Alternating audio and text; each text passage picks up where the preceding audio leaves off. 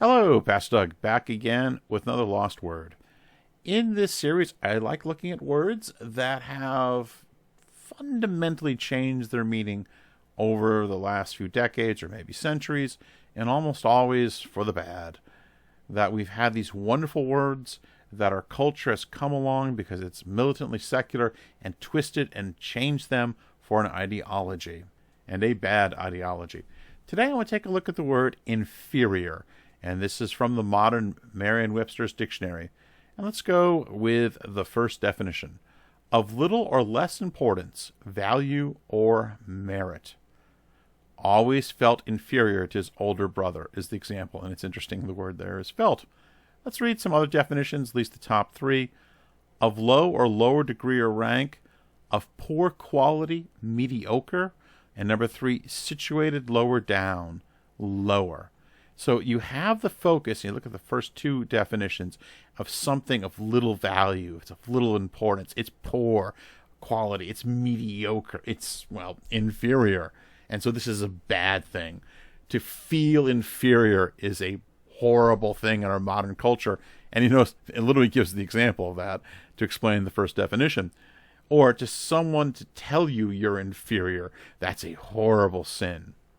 Let's take a look at the original definition by taking a look at the Webster's 1828 definition.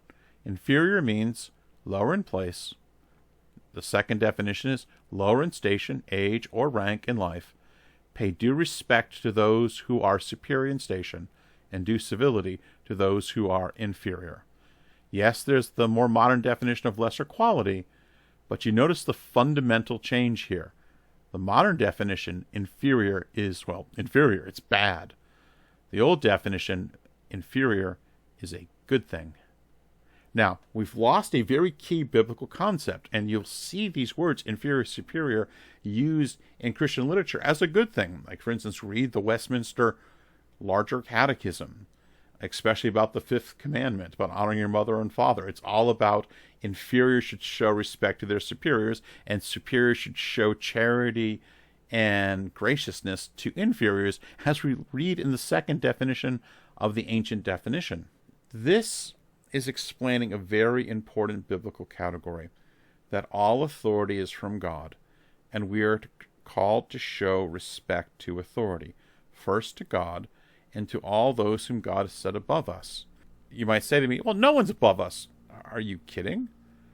Do you not believe that the President of the United States has more power than you? Do you not believe when you go into a classroom that the teacher has more authority than you?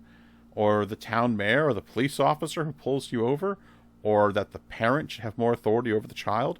Now, if you're a crazy person of the secular left, you'll probably say, no, that's terrible. And therefore we should have children telling parents what to do, which of course is madness.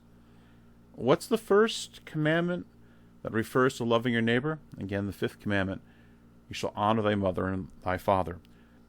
The parents are the superior persons in that relationship.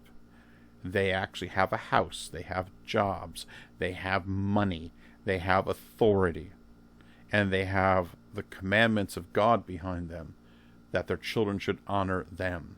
Now, they are inferior to God, and therefore they should use those resources to love and support their children. But you notice this hierarchical nature, that in our lives, there's times we're going to be inferiors or superiors, and that's okay. Sometimes we're going to be in charge. Sometimes we're going to be the boss. And therefore we should lead appropriately and be charitable and kind to those underneath us, because God will judge us. And there's other times we're the inferior. We're just the student in the classroom. We're just the child. And we should show respect to authority. But why has these terms so fundamentally changed? Because we want to rebel against God. We don't want that final authority. And so when you remove the Almighty, then you're just going to have chaos. Because, by the way, if you try to make everyone equal across the board, that's going to create this weird creation of both a totalitarian state and total chaos, as we see in our modern age. So the word inferior is not a bad thing. You are inferior to God. But praise the Almighty. He has been merciful to us in Jesus Christ. And when He puts you in places where you're the superior, act with grace and kindness and mercy. Well, I hope that helps. As always, Christ's grace and peace to you all. Amen.